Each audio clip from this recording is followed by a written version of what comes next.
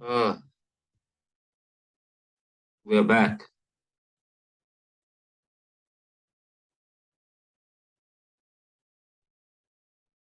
Oh, right. Copy invitation. Nice. Wow, that's great. Invite. Copy invite link. Contacts, email, Gmail.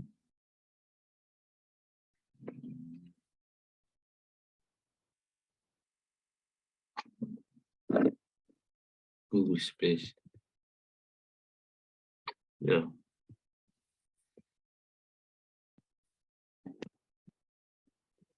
We are back online. We are back online.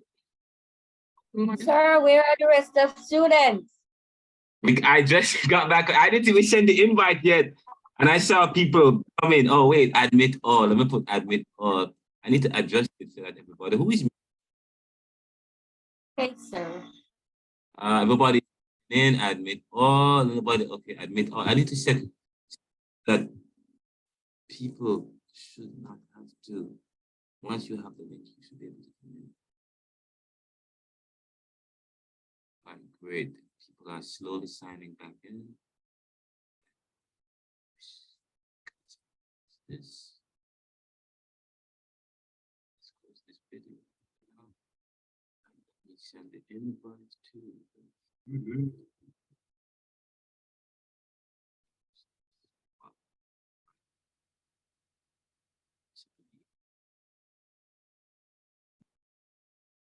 This is the link.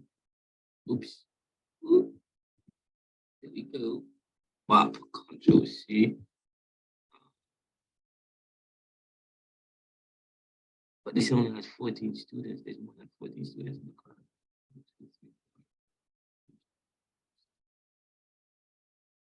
15, 16. Oh, Control B. Oops. Control B.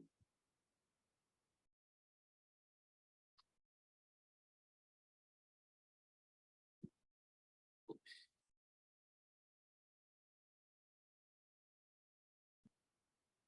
It's supposed to be Richard. Richard Beckford.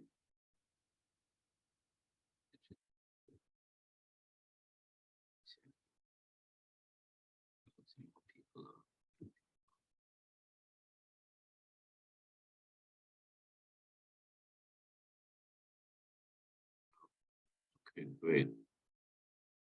I have a pro account now. I won't have the same problem. I just had to do that. Ah, not. Oops.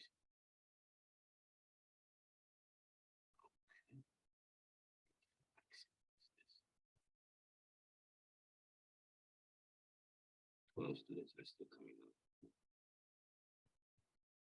All right, guys. If you guys know of any students who is not on, that just you can, if you tell to them, that would be great. I sent an email. Again, I apologize for the technical difficulties. We won't have this problem again.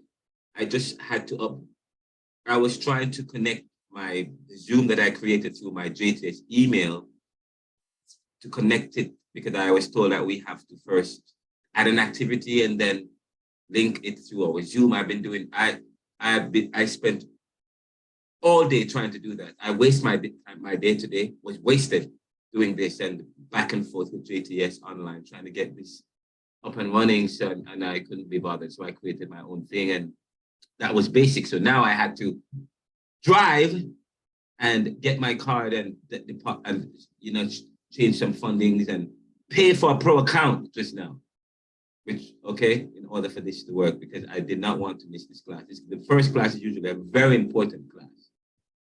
It's a very important class. And, but anyway, we'll be able to get through as much as we can. A couple of minutes. I usually take breaks. So I guess we won't take any breaks. We'll just go straight to the class. We'll just go straight through. There's still some students who are not in as yet. As soon as the students are back, we will have them.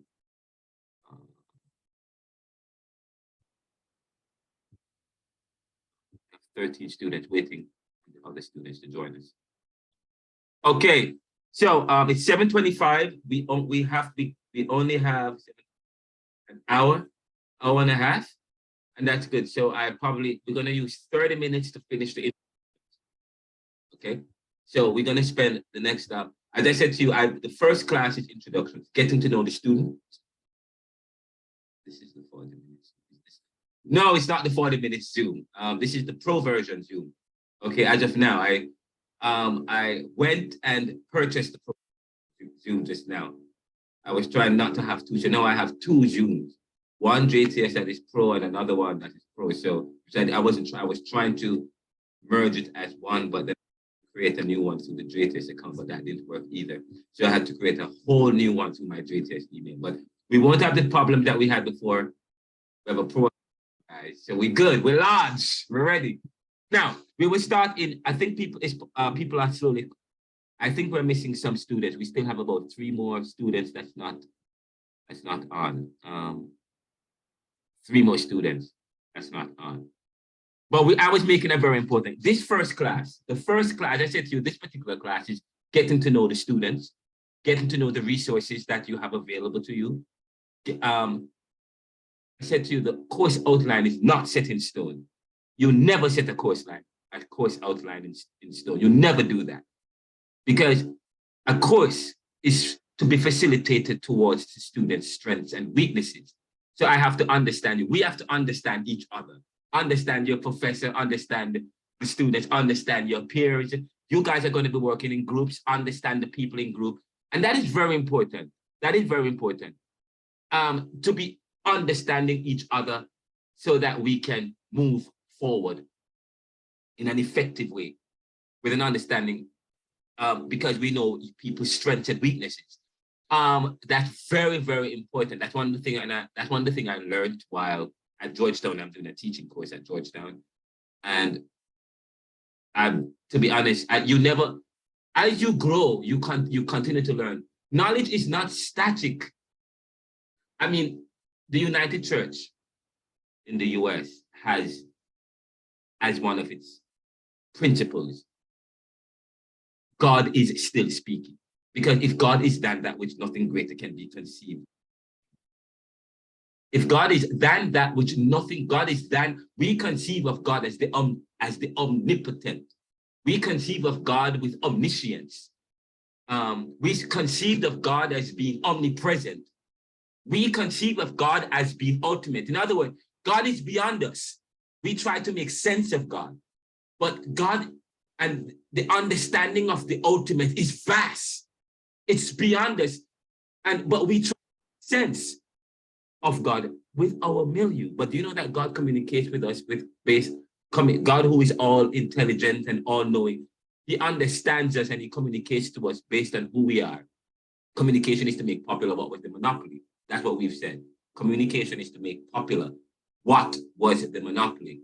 And so it's very important that as you begin to, as you chart your way through life and chart your way through this course and at JTS, it's very important that, because, I learned some years ago, life is about people and how people relate. Life is about people and how people relate.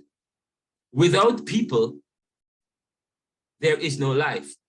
The relationship that exists is facilitated by community. What is it that facilitates facilitates relationship? Communication.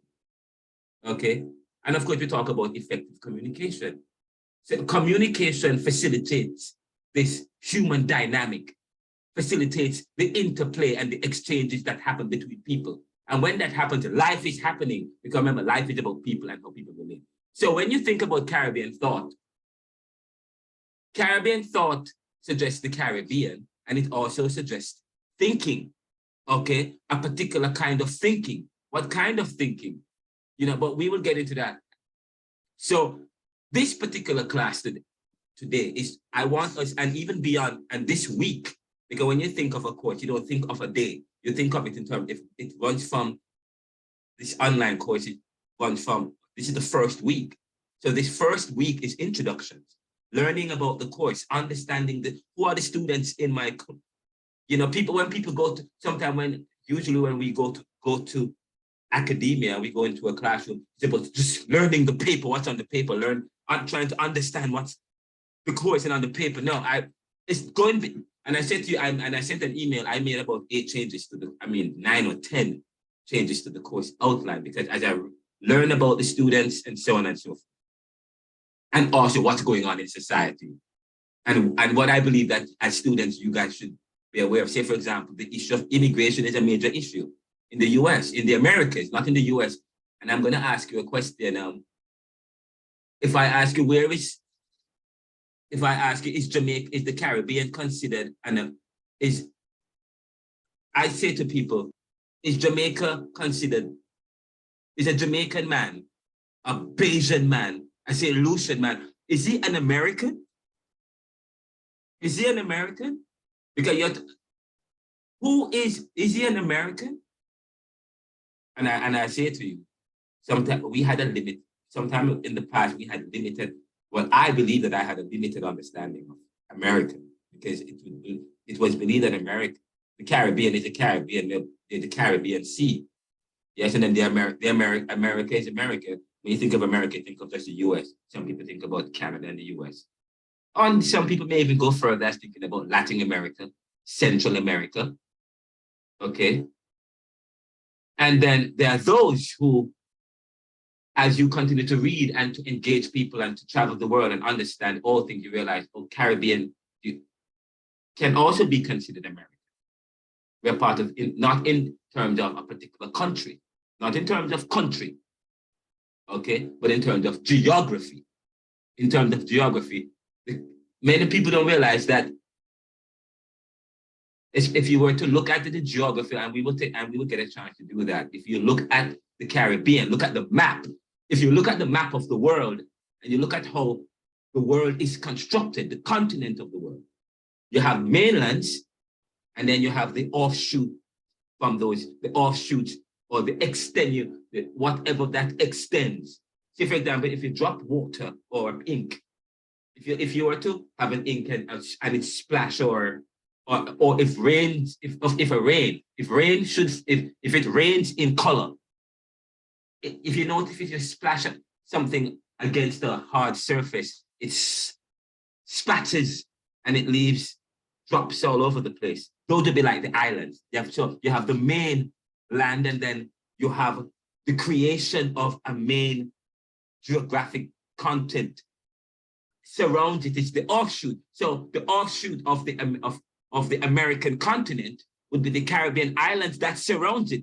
But of course, there are islands all over the world. Islands, when you think about islands aren't just in the Caribbean. You have the Asian islands. You have Asians, all the Alaskan islands as well. You have islands all over the world, and you notice that many of these islands are offshoots of mainlands. So the Caribbean islands, we are part of the we're part of the Americas. Just so you know, we are part of the Americas. And we'll talk about that some more, because as we go further, when we start to define Caribbean, okay? And we talk about the symbiotic relationship that exists between the Americas and the Caribbean, okay? The symbiotic relationship that exists between Americas and the Caribbean. And of course, you talk about the dynamics. You talk about the dynamic of diaspora, which is facilitated by brain drain, so on and so forth. So within the whole idea of life being about people and how people relate, when we approach Caribbean thought, we are approaching it within that particular milieu, or within that particular understanding or frame, understanding that life is about people and how people relate. And this relationship is facilitated by communication. And what is communication? Communication is to make popular what was the monopoly. Communication is to make popular what was the monopoly. Now notice I say what was the monopoly. What was the monopoly? Because society changed. the dynamics of society and societies, and the dynamics, in other words, how people relate to each other, whether through privilege or power, okay? Or whether through equity that is enacted by diversity. We must understand that the relationship that exists between people is facilitated by communication. And communication can be, and we say that communication is to make popular, to popularize, okay? To make it popular, to make it everywhere. What was the monopoly? So if I share with you, so the information I'm going to share with you, I have it in my head. It's not, I have monopoly, I have control of a particular information.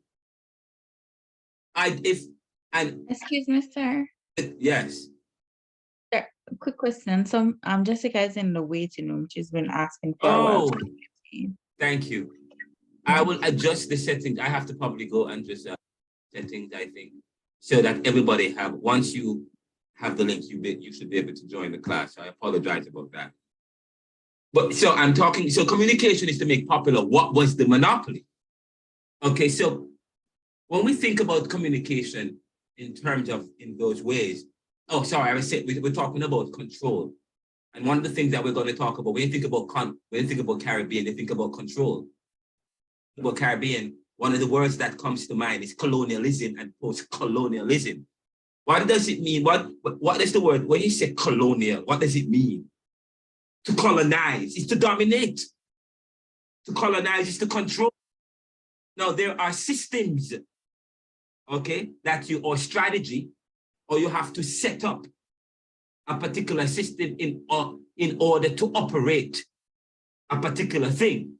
So you think of systems or systematic things that creates dynamics in the world.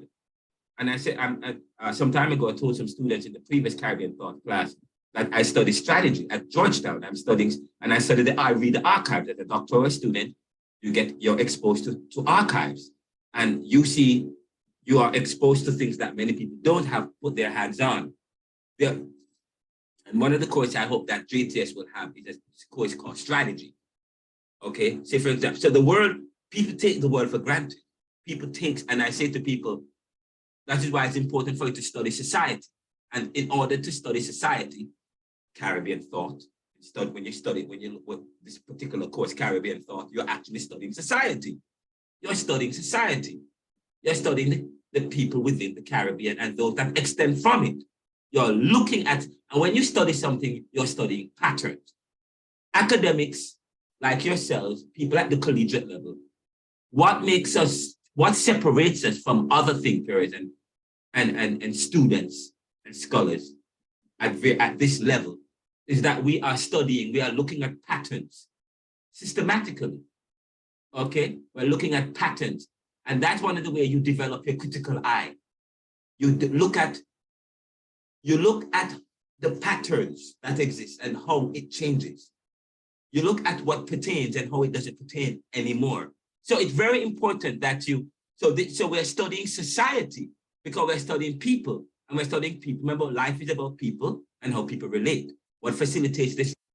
Communication. What is communication? To make popular what was the monopoly. Now, if it was the monopoly, it suggests control, okay? Because whoever controls the narrative, say for example, you look what's going on in Russia, look what's going on in China, yes? In fact, look what happened here in the Caribbean, where slaves weren't supposed to be. And the second book that I have, I dedicated to my dad, and I'm going to read the dedication page to you. But I say he was only supposed to have a 9th grade education. My father was born in 1944 in Jamaica, died in 2011. His education went as far up to the grade 9 at first. That's all he was supposed to have. Yet he was supposed to raise a family, have a career, have an education. Feed his family, not necessarily an education. And have an education up to the grade 9, where he can work in the fields probably, where he can continue to do agriculture, or maybe work in servitude, okay? Or probably do hard labor, or whatever the case, whatever the thing is. If you look at how when they brought slaves, and as I said, this is an introduction class. So we're interested. Many of the things that I'm discussing, we will delve into it from the second class all the way up to the final class systematically, and you will have lecture notes and I have lecture notes for you. I actually created lecture notes for today, but I'm moving beyond that. But I want you to understand the code. Remember, again, let's start from where we are. Life is about people and how people relate. What facilitates this relationship? In other words, life does not exist without people, but life does not exist without relationship. And remember, we say that life is what you make it. Again, life is what you make it. When you start, we're going to do something called the foundations of knowledge, and looking at Homer, yes, and looking at the Odyssey. And I grew up in Jamaica, and I did this course, liberal study. And if I could find that book, let me see if I find that book for you. I have a book by Homer. Can't find it. The Odyssey, and the book called the Iliad. That's part of Greek mythology. The word myth does not mean fake or false.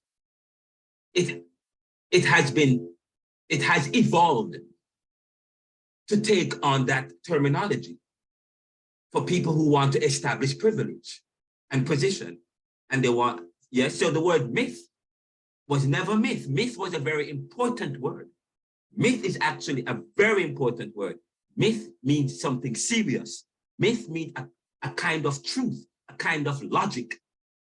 And when we later on, as we look at Caribbean thought, one of the things that we're going to be looking at is, I know you guys do ethics, and I was looking at the courses in this department. I know you guys do ethics. I know you guys do critical thinking. That's one of the courses. And I know you guys do media or communications. But this course, we will delve into critical thinking. What is critical thinking? It is thinking about thinking and thinking that challenges you. Okay? It is thinking about thinking and rethinking what was previously thought. Okay? Because when you realize that life is what you make it, that's very important. Life is what you make it, and life is about people and how they relate. And so the relationship between the North, the global North and the global South, the relationship between the Black and the brown and the white man, the relationship between peoples in society, and what that relationship looks like, or the dynamic of that relationship, what that relationship looks like, is facilitated by other conditions. Okay, so this is very important. So you have to do some critical thinking. Yes, you have to. And of course, one of the things that we do in this course is we watch a lot of film. You will watch several films, Life and Death, 12 Years of Slavery. I have never recommended 12 Years of Slavery to the class, but I was reviewing the online portal and I saw that in previous years, they did do 12 Years of Slavery. I believe that things should change. I believe that as people grow, as people evolve, what you did in 2015, you should be using the same material. Maybe you should use it to support. Excuse me, sir. Present material. Yes. Nadia has her hand up. Nadia, sorry. Yeah, Nadia. yes, sir. It's just to ask that you let in Sean. He's in the waiting room. There we go. Sorry. I need to give somebody a privilege to be able to do that. One of the things in this class, I need probably an assistant or someone who will help to facilitate some of these things. But so where was I?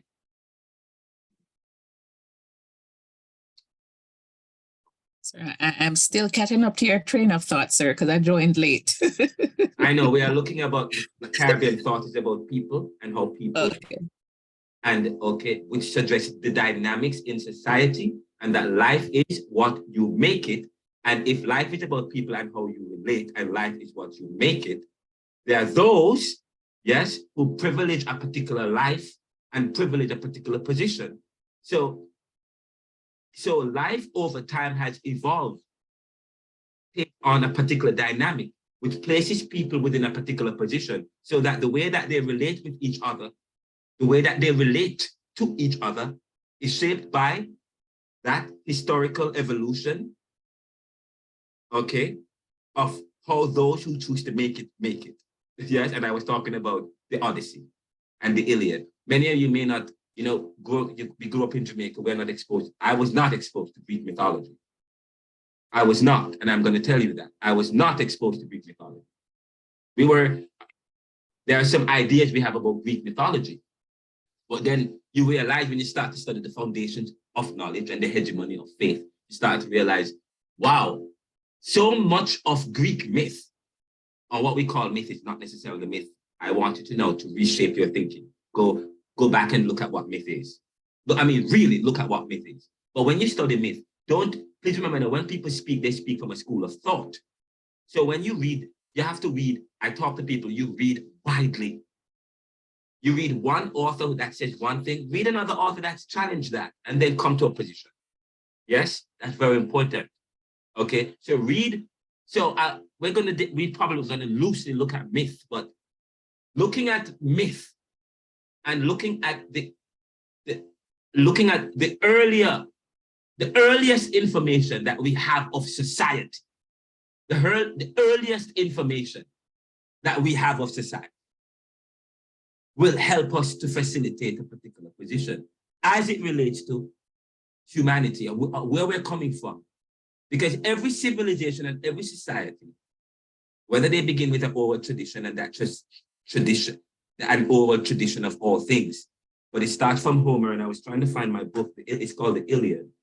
I cannot find the Iliad, the book that you don't have to read it, but I started reading the Iliad. I started reading Greek mythology, and I studied the civilization. I started studying the foundations of knowledge, looking at where our knowledge of all things, where does it originate from? And if life is about people and how people relate, and people have sought privilege, then you realize that, wow, over time, people have sought to privilege certain positions so that they can realize profit, so that they can advance themselves over other people. And therefore, we talk about race being a pseudonym. Sir, are you hearing me? And race is a creation. It was created in the 1600s. Race, there was no such thing. There was no idea of black and white, and there was no concept of that. Sir? Yes. Sorry, I have to keep screaming because I don't know if you're hearing me or not. My Go ahead, yeah. Speaker goes in and out. But you were asking where the earliest knowledge comes from, and I was just going to ask if you are referring to the Bible or something else. Well, that's great. Listen, this class, you say anything. I'm happy that you interjected just now. Because when you study the foundations of knowledge from the patristic period, or before the patristic period, or before the Middle Ages, the patristic period of Aristotle, but before that, to the early church fathers, or before Augustine and so on, and you find, even before that, you have Greek myth, and by this is not myth. You have several ideas about God and about society and about life that pertains. And all of that evolved over time. You remember when we talk about epochs and civilization, from one civilization to Greco-civilization, Egyptians and the Greco civilization, and we talk about the Persians before that, yes. We talk about these civilizations, and one civilization fall and another rise. We talk about feudalism, yes, and serfdom. Talk about capital, and all of these morph into different, all of these isms and schisms, and all of these civilizations is based on a dynamic interplay of human beings. Sir? Go ahead. Oh, I can't tell if you're hearing me or not, because the microphone isn't lighting up when I speak sometimes.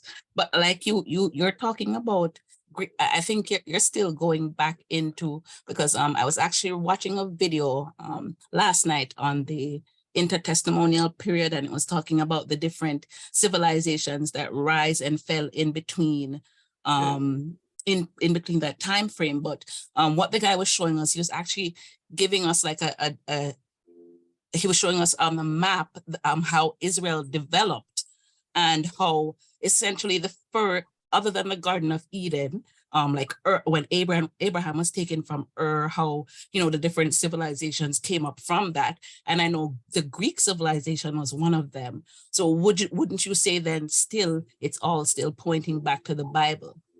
The Bible was not the first. The Bible is one of the newest books. And the Bible is not just one book. The Bible is a compilation of several different books. And what happened is that what we call the early church fathers, a group of men, church fathers, we call them, okay? But people put value and premium on things based on how it speaks to our own privileged positions and consciences, okay?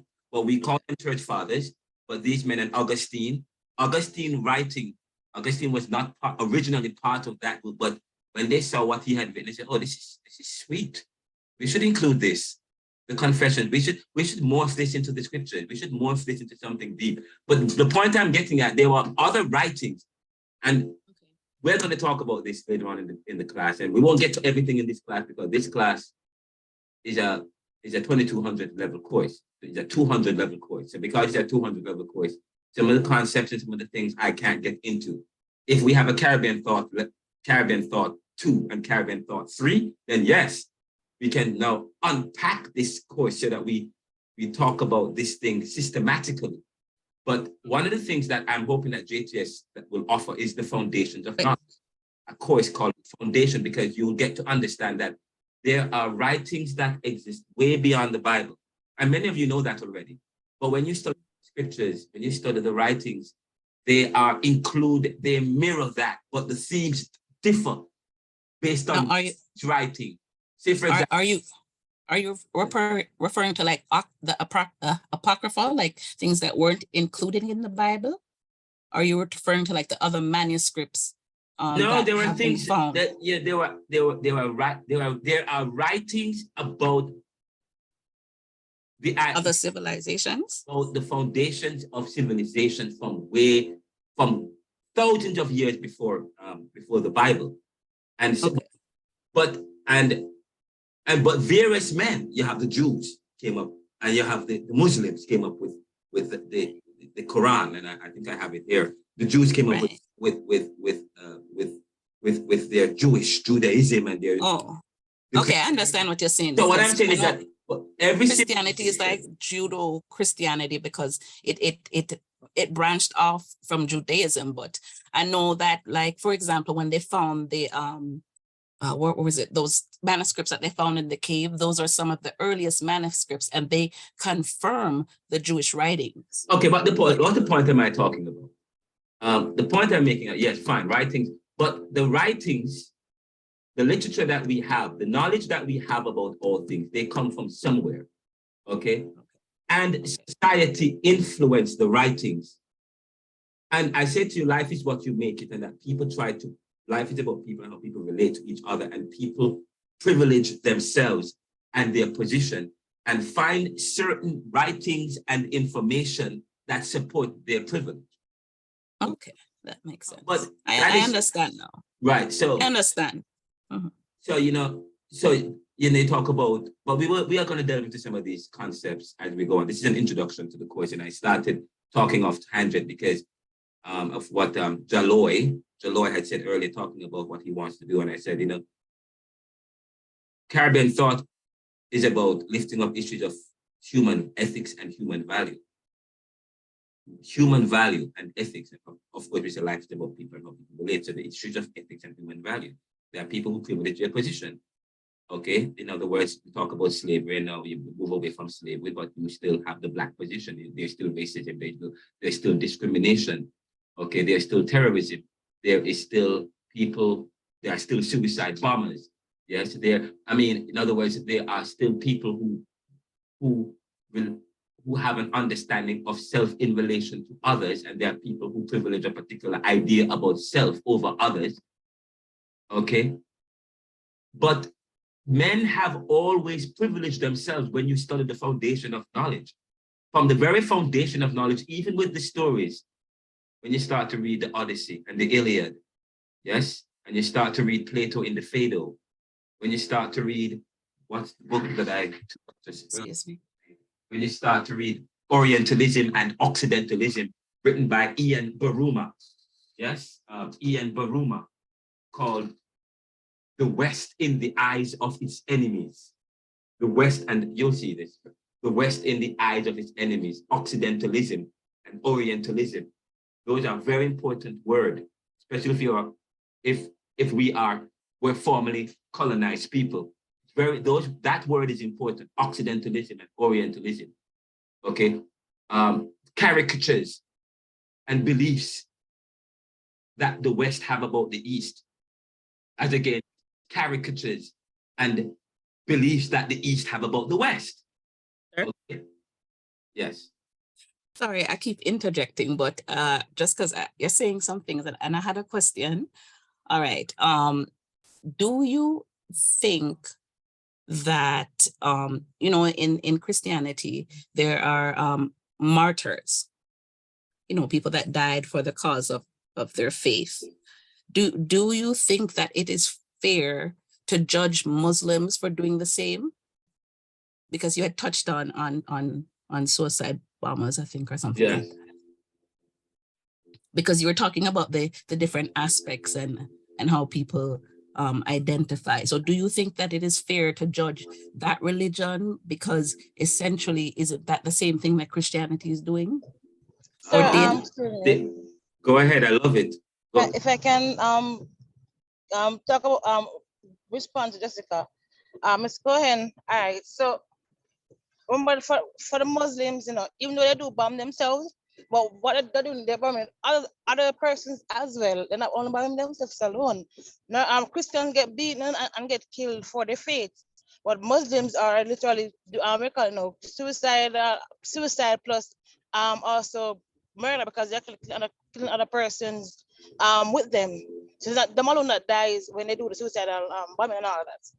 You understand? So that is not, I don't know, that would be the same as a Christian dying for their own faith, for the Christian faith. All right, that's an excellent point. I was looking at it from the perspective of being like they're both martyring themselves for their faith, not necessarily the aspect of them possibly taking others with them, but the cause is the same, that they're dying for what they believe in. Well, from that aspect. Okay, first of all, we won't generalize. Not all Muslims believe the same thing, and there is, and as we talk about dynamics, there is dynamics. The word dynamic is very important. There are dynamics of faith. There are various branches or denominations of Christianity, and they have various beliefs. Not all Muslims believe in terrorism, but they die for their faith. There are some believe who they will die for their faith, but there is those who believe that they shouldn't proselytize because faith is a personal matter, and no one faith is more important than another faith. But of course, persons who are of a particular faith, some faith, feel as though they have the right faith, and again, the word privilege, right? Okay, privileged position. And so they believe they have the right faith over the other faith. So the issue of, so there are those, so not, I don't believe, no, there isn't anything wrong with challenging people's faith. Of course, there are people who tried, Kyrie Irving tried to challenge the Jewish faith recently, and he was derided. I mean, for those who watch sports or what was happening recently when they called Kyrie Irving an anti-Semitic. They said he was anti-Semitic because he believed that Black people were the real Jews, or he promoted something on his Facebook or Twitter media saying that the real Jews were Black people, and when they penetrated Africa, they took away their culture, their tongue, and as a group of people took on the Jewish idea, the Jewish name. Okay, and so over time, just as if you study Egyptology, if you study Kemetic spirituality, which is part of Egyptology, okay, and within a particular period in Egypt's history, you find Europe and England had dominated Egypt and colonized Egypt and took their writings, took their discoveries as their own. Say, for example, the term Pythagoras theorem was invented by a Black man, but of course, you never know that. You thought Pythagoras was an Italian, Okay, but then you learn over time that his assistant was Black and he was the one that, but so I am saying all of this, I said all of this is that there are those people who believe that the history was taken away from them.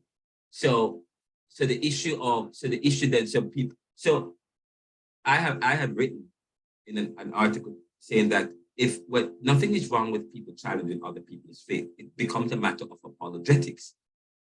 It is a matter of theology and a matter of apologetics. But what we have is that some peoples in some societies do not believe that their ideas should be challenged, and so they come up with beautiful words such as anti-Semitic, okay, and outlaw, and so you cannot challenge those faiths. But the thing is, faiths are if we are human beings and we're striving for truth, nothing is wrong with challenging someone's faith. And just so you know, not all Muslims believe in terrorism. Not all Muslims are suicide bombers, and of course Christians die for their faith. But when you say when Christians die for their faith, how are they dying for their faith? I think it's how are Muslims dying for their faith? I mean, but there are people who believe strongly about their faith and will go as far as to die, but doing what? They believe that they should commit terrorism or do like what they did on January 6th when they stormed the U.S. Capitol. Is that what it means? Is that who a martyr is? Not necessarily, not necessarily dying by creating violence in the world, but dying because you believe in you believe strongly about a particular thing. So that's, and you are living by the tenets of the faith. You have not created any disruptions in society, yet there are people who will kill other persons for the faith, or you die for the faith because you don't want to. There are things that you don't want to do. So you have to look at it in those ways when you look at martyrdom. Martyrdom is an interesting idea, okay? So, but nothing is wrong with promoting one's faith, but dying for the faith is another issue. But not all persons would promote acts of terrorism.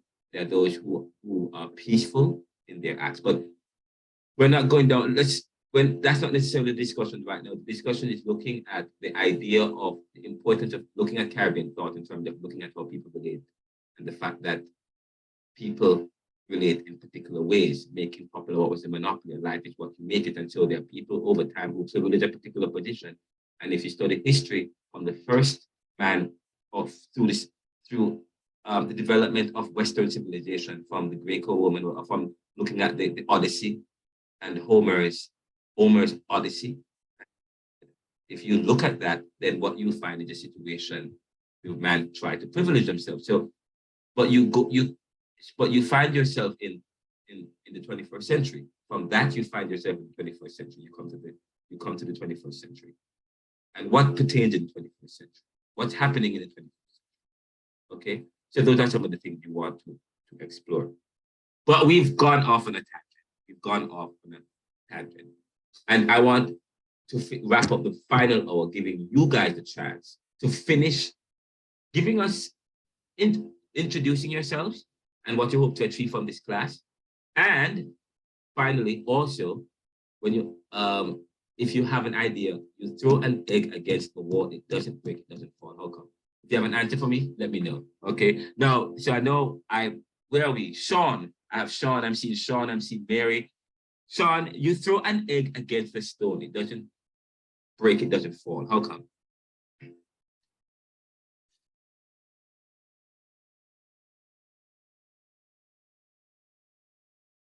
Sean, are you there? Excuse me. Sean, are you there? Mary.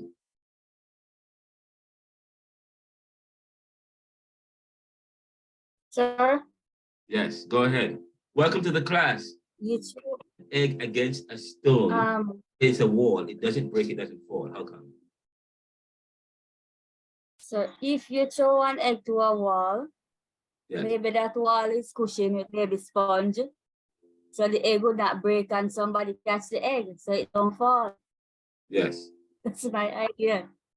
Because if you throw a raw egg to a wall, the egg is fragile, the shell is fragile, so it's going to break. So it's either the wall is going to be cushioned with sponge. So when Yes. the egg hit the wall, somebody catch the egg so it don't fall. Yes. That's my idea. Oh Mary, my! Richard left us. I'm sorry, and I wanted him to speak to the class before he ran. Anyways, all right. So now tell us, Mary, tell me something about you. Why is it that what is it you hope to achieve in Caribbean thought, or what is it you're doing at JP? Mary, I'm a first year theology student, and my quest is for more knowledge. And doing the course Caribbean, well, it's the first I heard about Caribbean thought, but running through the course outline, then this course will help me to understand more about the problems that we face, not only in the Caribbean, but adjoining other adjoining countries, and the challenges that we have and how we can deal with them. Ah, beautiful. I have a question, Mary. What are some of the challenges that we face? What are some of the challenges?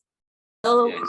we know that the Caribbean was once enslaved by colonial, you know, so yeah, that is one of the problems.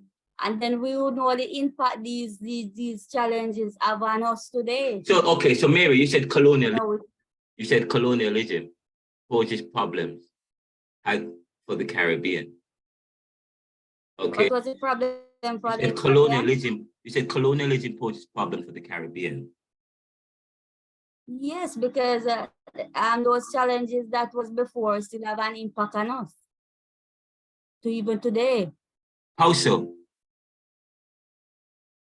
Also, well, I did not go much in depth in it, but from thinking, remember our foreparents were enslaved. You know, they have their own rules and stuff that they hand down on us. Yes. So some of those still follow us today. It's still a challenge for us. And that's good. That's what I'm talking. You just used the word. You said thinking. Thinking. And this course is a thinking course. So that's good. So those are some of the questions I will ask. You will say something, then I'll ask you a question. I might ask you, what is the impact of that? What is the consequence of that? What is the consequence of that? What is the effects of that? You know, so I made some of those questions. And so that's very important. But so much, Mary. All right, who is next? Sean. Okay, so. Well, thank you, Mary. I really appreciate that. Let's, Sean. You're right, Sir McKenzie. Yes. I'm not sure if you're calling me. I stepped out for a little bit. Yes, yes. You're next. You throw an egg against the wall, it doesn't break, it doesn't fall. How come? I would have to think about that somewhere. Really? By the way, Richard Bedford has joined us, and I really did not want Richard. I wanted Richard to talk to the class. It doesn't fall, it doesn't break. It doesn't break, it doesn't fall. How is that? Sir, what's the question? You throw an egg against the wall, it doesn't break, it doesn't fall. How come? It does. If you throw it against the wall, it doesn't break. It doesn't fall. And this wall is made of sponge. And then they throw it against it catch it. Somebody catch it. Somebody sir, it was a dream. Jessica. Sir, it was a dream, sir. Who said it was a dream? Sean, sir. Okay, no, that's not the, I don't think it was a dream. Jessica, you have your hand up. Go ahead. Okay, there are several people who have their hands up. I see Tamar. But Are you hearing me, sir? I see Tamar. Don't speak yet, but the thing is, hold on, guys. Sean was on the floor and he was introducing himself. When Sean finishes, I'm going to ask Richard to quickly speak because I know he has to run. Richard is a very good friend of mine. I'm happy to have him in the class visiting. I would love for him to share quickly and give a short word. And then I'm going to pick back with the rest of us. Sean, finish with what you were saying. Yes, sir. Good evening, colleagues. My name is Sean Reed. I'm third-year student. I just for this class, I just want to explore and interact with the dynamics and the different perspectives that help to shape who we are in today's society. We cannot hide from, you know, a little bit of Greek, a little bit of Roman, a little bit of this, a little bit of that. Slavery, all of these things, you know, from a historical perspective to where we are now. In Jamaica, we have a motto that says, out of many, we are one people. And it's an indication of how we are shaped in today's society. So I'm just here to, you know, to interact with the various perspectives and, you know, to add to what we can do to have our own identity in some respect. Thank you. Thank you so much. You, Sean, out of many, we are one. What is your understanding of that? You said out of many, we are one. That's a Jamaican motto. What is your understanding of that? For me, it's all about our background and how diverse we are that has led us to where we are now. So we're both mentally shaped and how we interact as a people to where we are today. And it's not just shaped by quote unquote one race or anything like that. It's shaped on various dimensions. So that's how I view it. Okay. So we are, so out of many different backgrounds that we are one, you say we are one. What is the challenge of that? If I were to ask you, do you have a problem with that statement? If you were to look at it, is that really is at the end of the day, as Jamaicans, as Caribbeans, who are we really? It says out of many, we are one. So we are one people. But doesn't that pose a problem for individuality? Because if I were to ask you, what is the ultimate of all things? What is the ultimate of all things? You have to answer that, but that's going to be a question I will ask in this class. What is the ultimate of all things? And I might say to you, the ultimate of all things is that we live as one in reality with all of our individuality. Because a man once said, Kierkegaard, and Kierkegaard, K-I-E-E-R, K-E-G-A-A-R-D, Kierkegaard, said, once you label me, you negate me.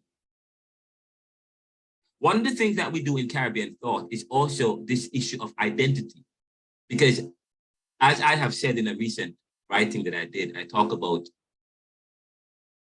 what was it called? The Congo and the black position. Oh, neoliberal globalization, the Congos, and hybrid identity. So I do a podcast. By the way, I'm going to tell you guys a lot of the discussions that we have. I have a podcast. We did some of the discussions that I've taken upon the podcast. In fact, the next podcast that will be published, which will be tonight, you will hear me having a deep discussion with Professor Emeritus Dr. Martin Oppenheimer about neo-capitalism, neoliberalism, Pharisicalism, and the bureaucratic phenomenon. That's a part of Caribbean thought in the global north. Okay, I have a sit down with him, and it's going to be part of the second book, which will be out soon. But I talk about those things. Very important. Okay. So I say to you, Sean, out of many, we are one. and I say to you, what is the ultimate of all things? And I hope you're making notes, guys. And this class, I think we are recording. What is the ultimate of all things? The ultimate of all things is that we become one with reality in all of our individuality. But if the ultimate of all things that we become one with reality in all of our individuality, now, what does that mean to the Jamaican motto, out of many we are one? Is there a, say for example, and let me tell you why I brought this up. We had a big debate in New Jersey. We had a big family thing some time ago, Thanksgiving, and I had a major. It was so intense. We had a major debate in Jersey Shore with my family and a group of intellectuals. We were arguing about, was it Spice? Spice had done something. She was going to perform somewhere. And I actually responded in an article about this too. You know, I write a lot. Part of the, by the way, the first thing we should have done when we come to the class was to ask you guys, is there anything going on in the newspapers? That's what the first thing we could, moving forward, the next class we have, the first order of business is that we're going to go into, I'm going to ask each of you to lift up something that you have read in the newspapers, the Jamaica Observer, the Jamaica Gleaner, or some Caribbean journal. I'm going to ask you something like that, okay? To share a comment, to comment on a major news or a major issue that's happening in the Caribbean. So each of you will have at least every class 5 minutes to lift up something that's happening in society and to comment on it, okay? And you may also want to comment on it in relation to an ideology or to a school of thought, principle. Yes, you might want to do that, okay? But Spice said something, said she was going to perform somewhere and there was a problem. And she said, if I want to perform,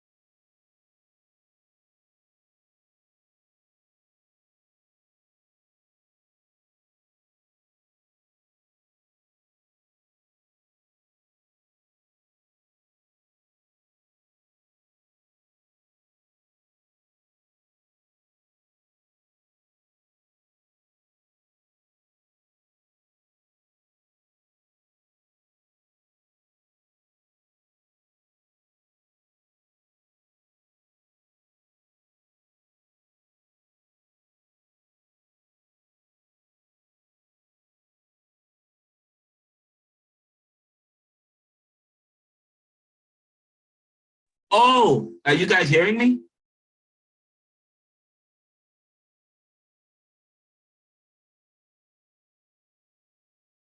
Hello?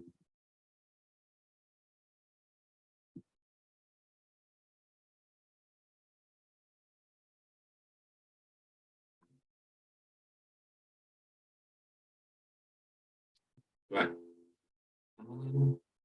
We lost connection and I kept talking and talking and talking.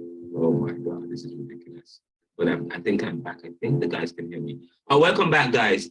So anyways, I asked you some questions about what is the ultimate of all things? If Jamaica, say for example, Philadelphia, let me tell you about Philadelphia. They said that Philadelphia is the city of brotherly love and sisterly affection. But lately they said that we haven't been seeing the love and the affection. We haven't been seeing the love.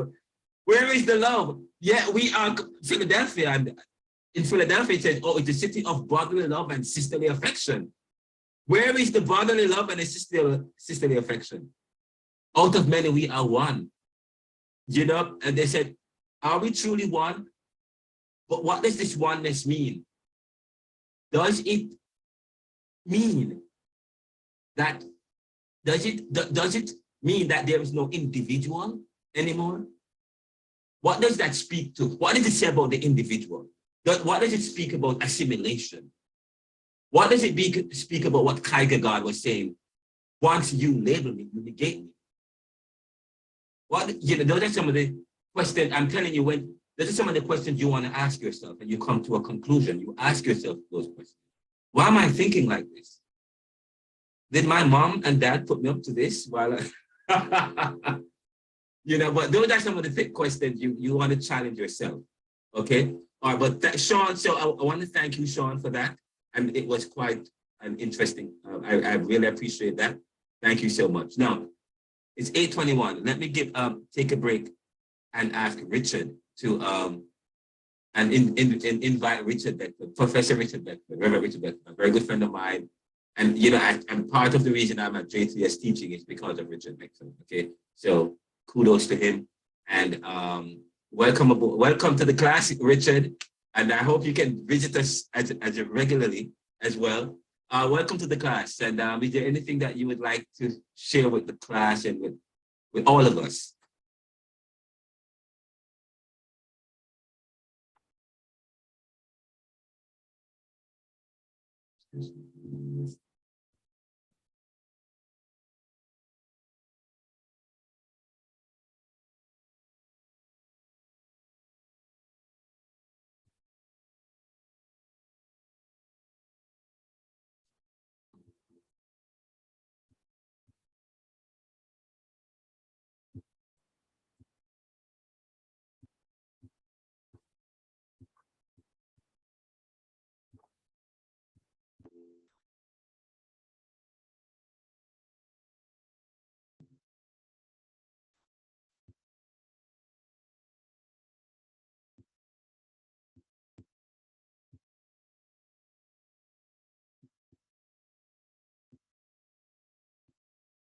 Are you guys hearing me? Hello? Something is wrong. I don't think the students are hearing me.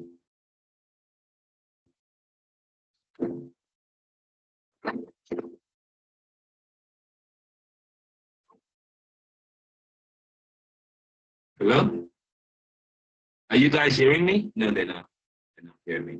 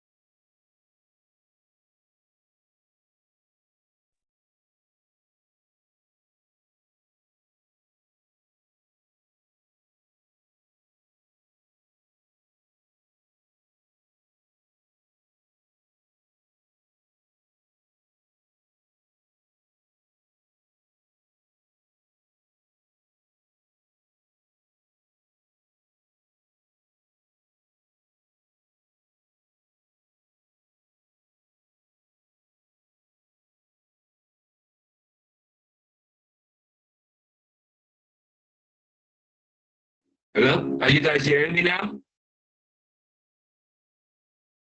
Something is wrong.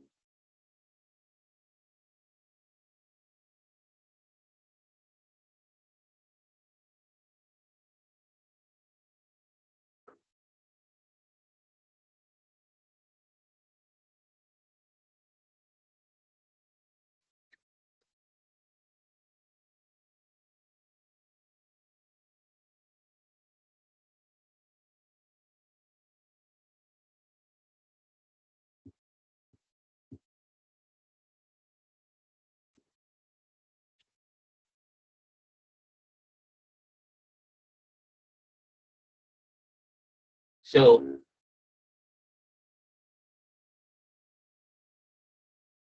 So, well, ourselves so that we can get fully acquainted with each other. Well, not we, because I'm not a part of the course. I'm just dropping into what's going on, but so that you can get acquainted with each other. I think he's coming back in. Reverend McKenzie, are you back? yes, yes, I was talking. Everything was working. I saw everybody and I was talking, but apparently you guys weren't hearing me, and I actually saw you guys and everything, but Yeah. hearing me. Yeah, no, we weren't. We weren't. Well, I hand back over to you, sir. No, Take it but go away. ahead. Welcome. I don't know if you guys heard what I said earlier, because actually I spoke for about 8 minutes and then I realized nobody was responding to me. I was still logged in, but for some reason it created I think it's an IP address issue. I'm not sure what happened, but I saw all of you. My thing was working, but for some reason you were somewhere else. But welcome back, guys. I spoke for 10 minutes just now, 10 minutes or 8 minutes, trust me. And then I realized nobody was listening to me. And for some reason, they had created a shadow image of the Zoom link, which maybe because we are in different places, I'm not sure what happened. But Richard, welcome aboard. I had said that you're one of the reasons why I'm at JTS teaching this and I started teaching this course. So thank you so much, sir.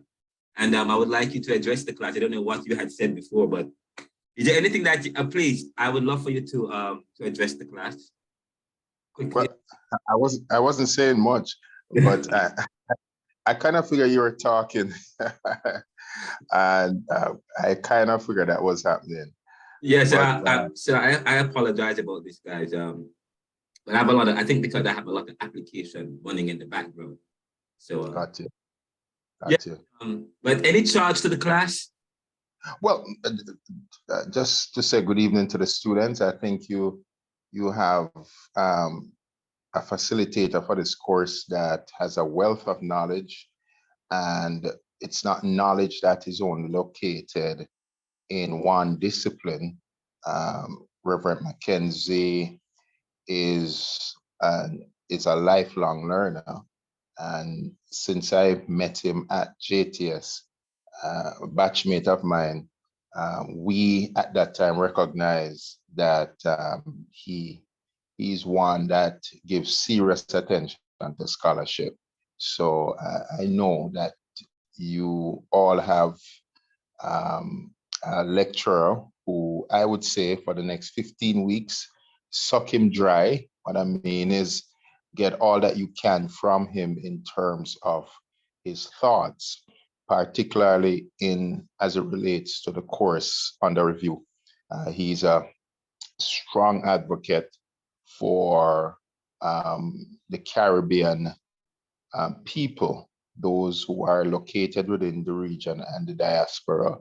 Is a strong advocate for us to be vocal on the global scale.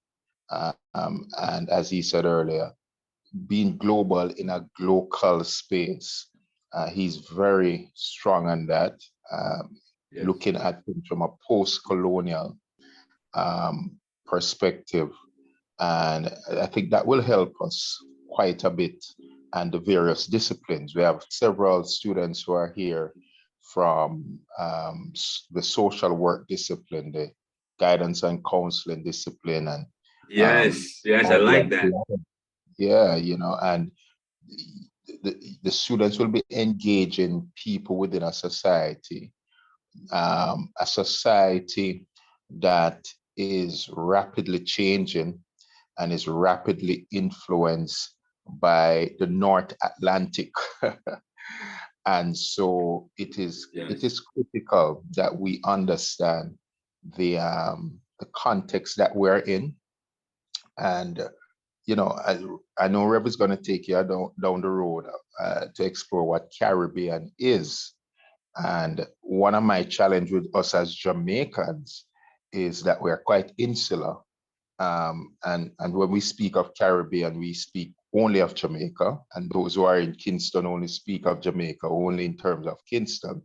Yes. the Caribbean is a huge geographical space. And as you said earlier, Rev, is a diaspora. Yes. There's a diaspora outside of the geographical region that continues to think Caribbean. Yes, yes. And I think we should allow ourselves to expand the boundaries of our thought processes. Whatever field you're in, whether you're a social worker, whether you're a theologian or a biblical scholar, a counselor, you and I have to expand our thought processes on beyond the boundaries that we have set for ourselves, because as the world is right now, those boundaries have been shattered.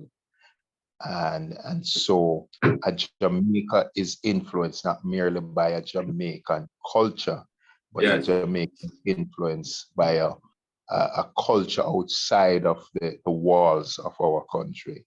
So, you know, I'm excited about this course. I won't be here every Friday. I'm excited about the journey, and Yes. I'm excited about the facilitator you have.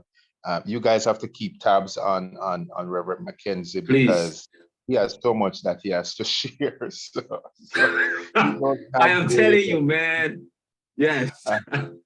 And he'll engage you. But great gentleman to have. And you ask for a charge. That's my charge, really, just to engage you, engage the boundaries beyond our Jamaican context. My field of expertise is that of biblical theology, and you know, reading the scriptures in a Caribbean context at this point in time has to be done not in a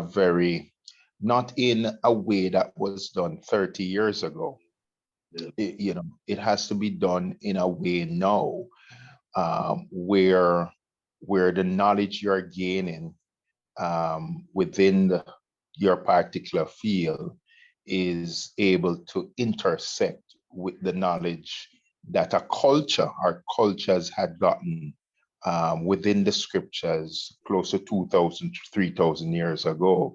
Yes. Strike the parallels, see the parallels, and see, and I'll speak to those who are theologians and Bible people. See the parallels and see what kind of, how you can engage those scriptures with the context now. But those who are not Bible and theology students, who are social workers, who are counselors, what is critical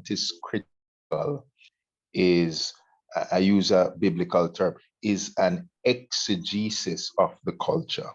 Is an exegesis of the culture, right? And so when you hear a Reverend McKenzie, next class, the first half of the class, I want to hear what you guys have to say about what is happening within the society. What have you read? What are you reflecting on? Because when you sit to talk to people, whatever discipline you're in, you're engaging a culture broader than their issue, but it is affecting their current reality. And so that is critical for us to pick apart the cultural nuances that exist. And that's for all vocations. So those are my few words in the name of our Lord Jesus Christ. Amen. And we didn't even pray when we started, so I'm so sorry, guys. I know, and this is a theological seminary. We should have begin with prayer, but we can end with prayer as well. But I mean, this is the beginning of the course. But thank you so much for those encouraging words. And Richard Beckford will be back in the class. I didn't include him as yet because I didn't reach out to him as to see his availability to be a guest when we talk about religious consciousness or Caribbean theology, because we also visit Caribbean theology in this class. Although I know you guys probably do theology and probably do a lot more theology, but we touch on it a little bit. And so we will hope to have him sometime in March when we pick up the topic, looking at this religious consciousness and looking at And just so you know, we talk about religious consciousness, we're also talking about Rastafarianism. You know, I understand that the Muslim culture, the Muslim religion is also growing in Jamaica. We want to, you know, you want to look at that. We didn't get look at the syllabus yet, but some of the books that we're going to be looking at is Development and Underdevelopment, Latin America's Political Economy, written by James E. Cockcroft, Andre Gunder Frank. Andre Gunder Frank is the real deal. He's really good. And Dale L. Johnson. Dale L. Johnson, I believe he's Jamaican, and he wrote this book. And there is also a book called, but this is a book, it looks at dependence and underdevelopment. And one of the things you might hear me say, what kind of economy does Jamaica have? Jamaica has, and I probably shouldn't even answer the question, probably you guys should answer it. But I might say, I used to say dependent capitalism. We're a dependent capitalist country. Notice the word dependent. Dependent is the adjective that describes the kind of capitalism that we have. Okay? So capitalism is the noun, but what kind of capitalism? Dependent capitalism. So there are people who say, oh, Jamaica is a capitalist country. What do we mean by it's a capitalist country? Okay, we will delve into that some more. But by the way, looking at the socio-political economics of a particular country is also understanding the society. Okay, looking at how the economic arrangement, how the society is arranged economically, will also speak to the dynamic or the relationship that exists between people. Okay, or whether between people within a particular society, within Jamaica, or within a region, the Caribbean, or within the global South as against the global North, and then there's the world. Okay, and so I talk about that at length in the book, but looking at dependent capitalism. We are dependent, but with some amount of a capitalist structure that's based on hard work and labor and privilege. Because capitalism is about profit, but profit for who, what, where, and when. Okay, and so society is set up in such a way that would what? That would determine profit for who, where, what, and when. That's why, as I say to you, you always ask questions in your life, especially as academics. That's part of critical thinking. We talk about capitalism, about profit, but profit, okay, profit for who, what, where, and when? What questions are not being asked? What questions are not being, what is not being said? That is what that is how we approach this particular subject. Okay, so that's where looking at how society is arranged and structured and who benefits and against who don't benefit. And then again, I think I made some notes recently. When you study the Black society, when you study the Caribbean society, this is what you will get. Sports, politics, and immigration. When you study Caribbean society, there's a question that I think I wanted to ask. I think I have it right. I wrote a note earlier. Please let me have it. Please let me have that note. Very important note that I assertions. What assertions do I have about Caribbean? What assertions do you have? Assumptions? Okay. And assertions are usually based on anecdotal evidence. It's anecdotal because it's not studied fully. Okay. It's an inference that one academic inference, but it's not. It's an assertion because it has not been studied and gone through the process and rigors. So it's an assertion means it's an anecdotal evidence from inference, from by just looking at patterns and shapes and so on. So what are the assertions about Caribbean? And I say the Caribbean continue to provide a view of the Black position in the world. Again, the Caribbean continue to provide a view of the Black position in the world. And if I were to ask you, what comes to mind when you think of the Caribbean? I said a place of dependency, probably. Beauty, divorced from the people. Now, you guys have to read my latest article in the Gleaner, and you guys have to read my latest article in LinkedIn, the Neoliberal Commentary, because I speak to this, and also the podcast, the Neoliberal podcast, and I also speak about this issue about immigration. And I actually, there is a, but I wasn't going to talk about it until we deal with immigration, but I do a quiz about many people when they travel, The only way people, the only way when travel happens, look at when travel happens, you have to look at it. When travel happens from the global south, and by global south, I mean formerly called third world or developing, and now we're called global. It's politically correct to say global south. So when travel happens from the global south, when people from the global south emigrate and go to the global north, post-industrial country, former colonial mass, when that happens, we look at let's turn it around. When travel happens from the global north to the global south, what do they say? How it is characterized? Oh, that's tourism is taking place. Yes? But when travel happens from the global south to the global north, what do they say is happening? It's determined as, it's usually viewed in what way? Not as tourists, it's viewed as people seeking refugee. People seeking asylum, or they're seen as refugee, or they're escaping some reality. They're escaping some reality. And usually the reality is not necessarily economic when it is mentioned in the public. It's usually the country from which these people come from, the global south, is usually demonized by the very same people, because that is what society has determined. That in order for people from the global south to come to the global north, then they have to come seeking, the only way they can get entrance is through applying for some asylum, like what's going on in El Paso, Texas, and what happened at the border today. But this is very important, looking at it when you look at it, trying to position and understand Caribbean. Look at how travel takes place. Okay. It's easier for somebody from an Anglo-Saxon country, a white Anglo-Saxon country, to travel. It's just recently that they now are requiring visas. But before that, if you look at travel between a post-industrial country or between the global north, if you're Anglo-Saxon, it's different. It's the determination, the adjectives and the adverbs. The language is important, and we're going to talk about that. Language is important, communication is important.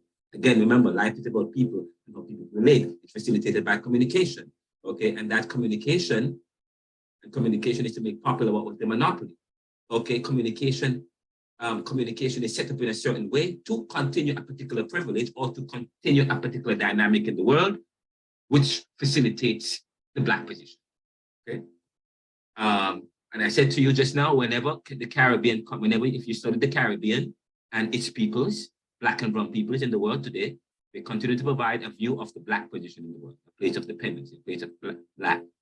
And if you were to study other Black and brown peoples in the global north, in a post-industrial country like the US, and a lot of and I live in Philadelphia, and there are a lot of sections that's dominated by Jamaica. There's some section that's find other Caribbean people, and they live in certain pockets and certain areas, So the problem of Caribbean, so whatever problem that they go through, we're affected by that too, because the Caribbean, there is a connection between the post-industrial countries, especially that of the US and the UK. And so this is very important. So I say to you, the Caribbean, when you study the Caribbean closely, you understand the Black position. I was making a story. I came to the US and I said, what am I going to study? Oh, I'm going to study liberal studies. I did a master of liberal arts. And I did it, and I studied neoliberalism or globalization, because I said I wanted to understand. Here am I in the US. I need to understand, why is it that there is so much wealth and so much poverty? But then I realized there is pockets of poverty. But the pockets of poverty, who are these people who are poor in the US, in the global north? And why do they not? How is it that they look so much like the people in the Caribbean? They look like the people in the Caribbean. The socioeconomic issues that you find Black and brown peoples experience in a post-industrial country. And then you look in the Caribbean and you say, wow, wait. You look at Harlem with culture. And you look at, you study peoples in the global, and then you look what happened in the Caribbean. And you find a similarity in terms of their language, their tongue, their experiences that they go through. So it speaks to the Black position, the Black and brown position in the world. And then you study history, but not just history, the foundations. And then one of the class, if you go to my website, www.neoliberal.com, I say to you about Haiti. By the way, we have 3 guests that will be speaking that will be coming to our class. Professor Emeritus, Dr. Martin Oppenheimer. He is the chairman of my dissertation, and he's also contributing. He's also writing this second book with me, Neoliberal Globalization. He's a distinguished professor. UPenn, written several books and so on and so forth. He will be speaking with us. You can type him up, but he's really distinguished gentleman. There's also the president, the executive director for the International Justice on Haiti, which is part of the United Nations. It's a United Nations international organization that's run by Brian Cannon. He's going to join us. We start talking about the Cuban and the Haitian Revolution and Haiti and so on and so forth. And then we have John Anthony Castro. John Anthony Castro is running for president. His brother ran for president. He's a contributor to the podcast, the Neoliberal podcast, and he is an advisor to the Neoliberal Corporation. We give God thanks for that. But I ring his hand. I got him to come in because we're going to be talking about American penetration in the Caribbean and what that means. And we're going to talk about American politics and all of that in one of the classes, and he's going to come and present. And you will get to ask these people questions. You're going to be able to, you can ask them, they're going to probably speak for probably maybe 20 minutes, and then you can ask them any questions you want to ask them. Okay? So, and of course, you're going to have Reverend Richard Beckford, who will be coming to the class, and the Reverend Hewitt Holmes. Reverend Hewitt Holmes will be, so both of those persons. So we have 5 guests that will be joining us. Reverend Richard Beckford, Reverend Hewitt Holmes, and of course 3 from the US, Brian, Marty, and one other, who was the other, Brian Marty and John Castro. John Castro is a big deal. John Castro is a multi-millionaire, and I got him to, and the good thing about John Castro is that he's a first-generation American. His parents are from Mexico, and now he's a multi-millionaire running an international organization, and he is a supporter of the Neoliberal Corporation, guys. And we got him to speak to the class. Pick their brain, okay? Pick their brain, challenge them, engage them, and I told them that you guys, so they are gonna, so you can look forward to that. There's another thing that I wanted to look forward to. Let me see if I could bring this up real quickly. This one's not really good. And this, oops. I lost the Zoom link. Oops.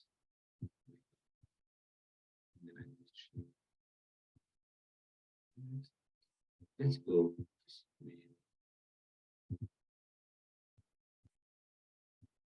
Let's go this. And then let's bring up this particular Caribbean. There we go. Now we are you guys seeing the course outline? Yes, sir. Yes, sir.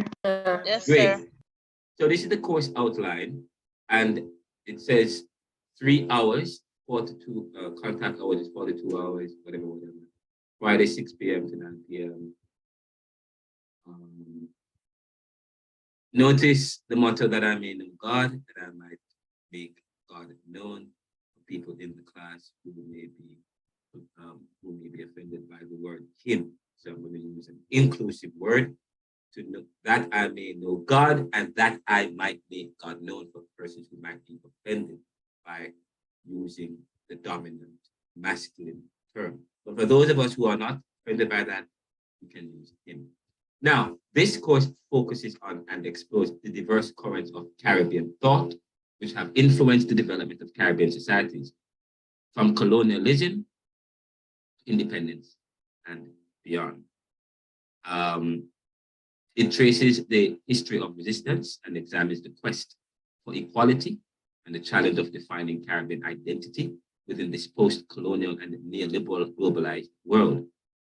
Neo means new, liberal means free.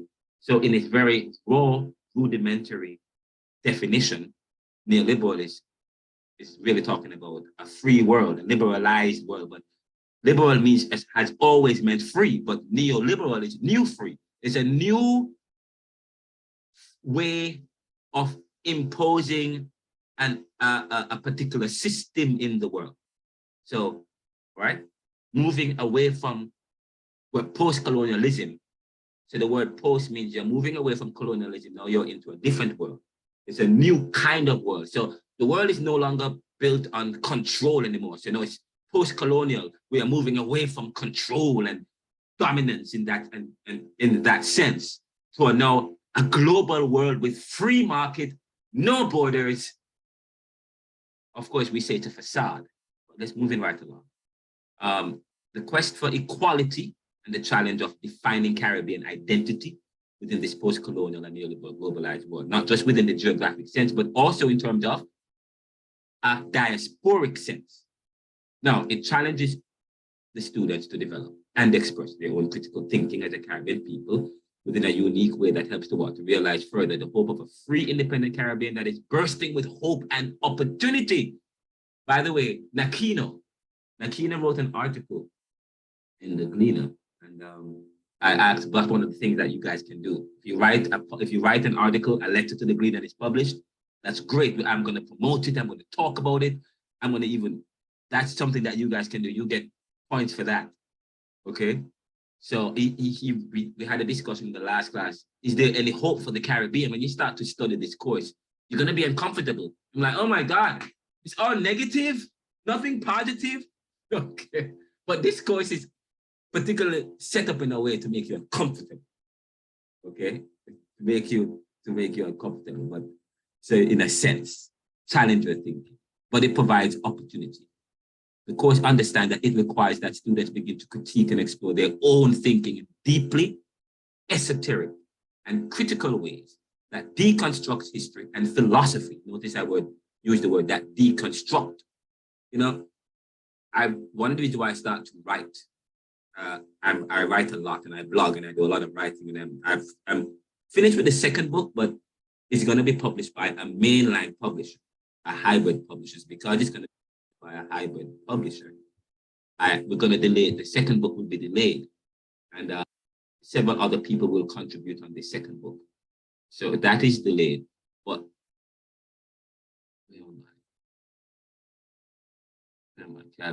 the course it requires students to begin to critique and explore their own thinking in deeply esoteric ways that deconstruct history and philosophy. I was making the point that you will, at the end, you will create your own Caribbean thought, leading to a Caribbean academic journal of young academics and future scholars. Let me read it again. I give God thanks for David Pearson. Every day, let me tell you, man, that guy, can I use the word I love him? He is amazing. He has single-handedly facilitated my writing ability. He came to the class, or ethics class one day, and said, guys, if you write a letter to the Gleaner and get it published, I'm going to give you an extra grade, 5% or something like that. And I'm like, whoa, anything for extra grade. And I write. I was writing like crazy. But he said something. He talked about how our history is written for us. There are many things that I'm learning that I didn't know, that like maple syrup or there's some syrup that was produced by some mix, what they call that, the maple syrup that we have in the maple mix. For years we thought it was another group of people that created it, but then later on we learn in history who is responsible for it. People deliberately hide history. People are deliberately made to be dumb so that those who think that they have certain privileges can continue to maintain their privilege. That is why, I'm writing, my third book is entitled Position, Power, Privilege, and Status, looking at the foundations of human society. The assertion is that looking at privilege and power strategies poses problems for human progress. Again, power, and it's because we believe that power, this is the understanding. Society is, you get up in the morning, you see a tree outside. Well, some trees are not man-made, so let's use some. You get up and you see the sea. Is that made by something? Like by someone? Okay.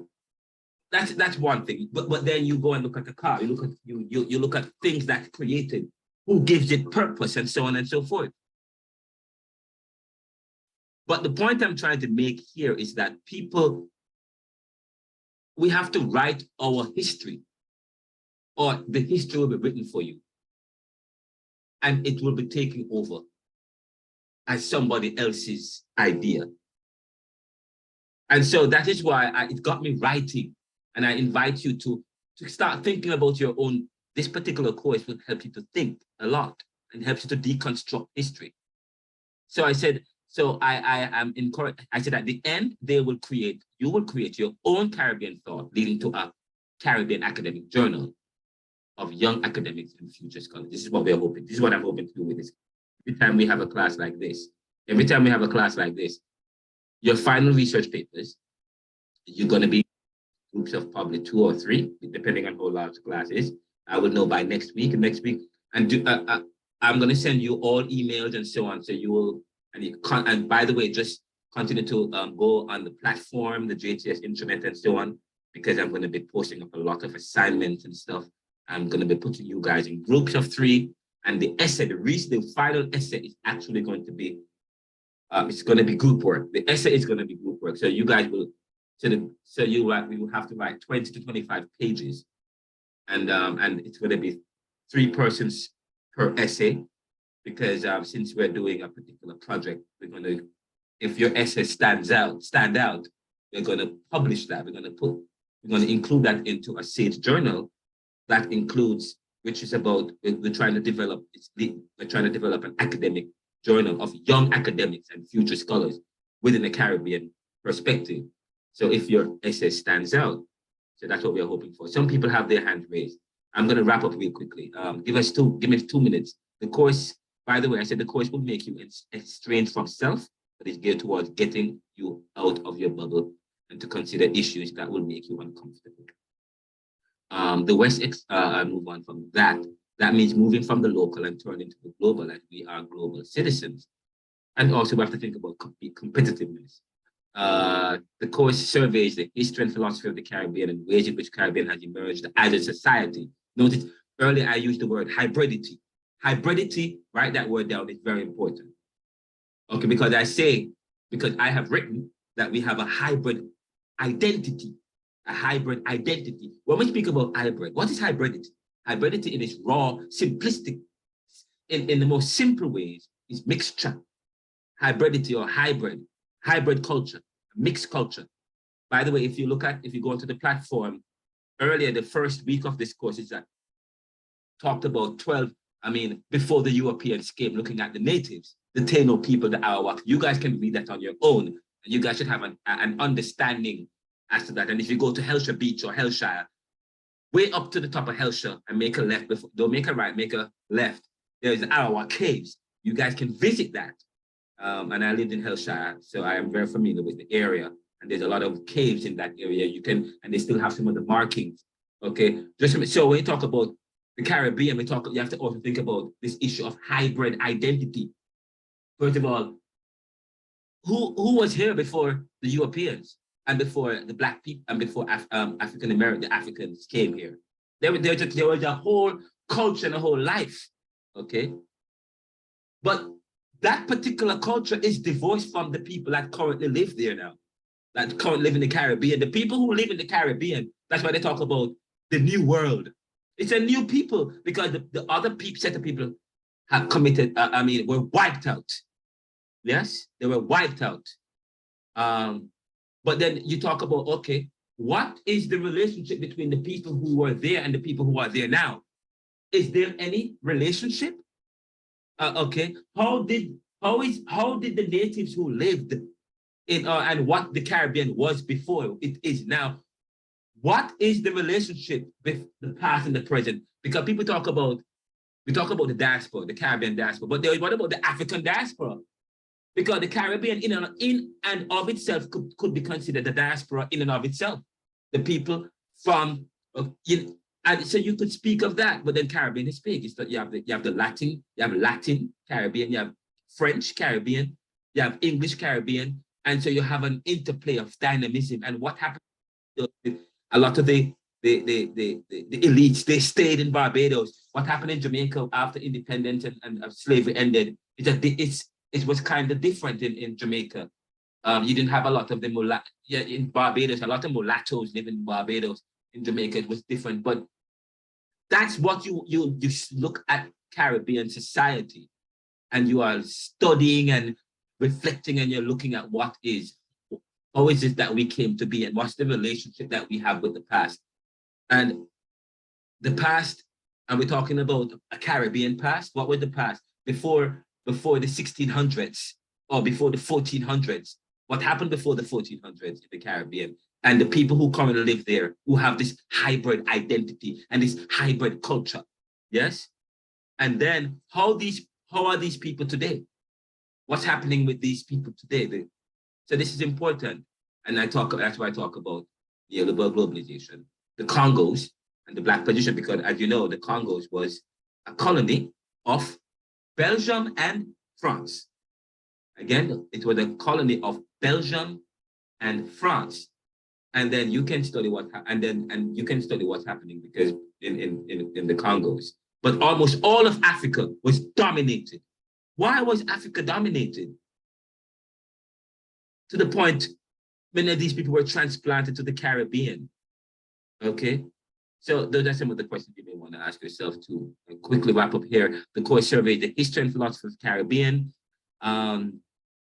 in which the Caribbean has emerged as a society in the shadow of colonialism and emergence of neoliberal globalism. This is our way. Notice this is a very important point, real quickly. I know you guys, but you have to go. The course surveys the history and philosophy of the Caribbean and the ways in which the Caribbean has emerged as a society in the shadow of colonialism and the emergence of neoliberal globalization.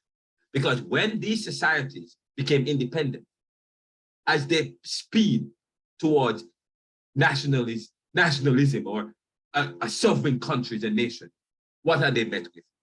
Globalization. So you wonder, wait, these countries only got independence so that globalization can happen, so that these countries can now penetrate them again in a different way. Globalization and the way we think about economics was changing at the time. Yes? So I'm like, wait, so these countries get independence in the 1960s, and as soon as they get independence, what's happening? Globalization is happening. And they are behind. But yet still they're signing up for an international trade arrangement to be part of the global market. But guess what? They can't compete with people who are already ahead. But yet still they're signing agreements to be part of this global neoliberalized world, as if they started at the same point with these post-industrial countries. We'll talk about that some more. It examines the central ideological current of 20th century political thought in the region and covers topics as nationalism, Pan-Africanism, socialism, Marxism, feminism, democratic socialism, neoconservatism, neoliberalism, globalization, deconstructivism, critical race theory. Critical race theory is important.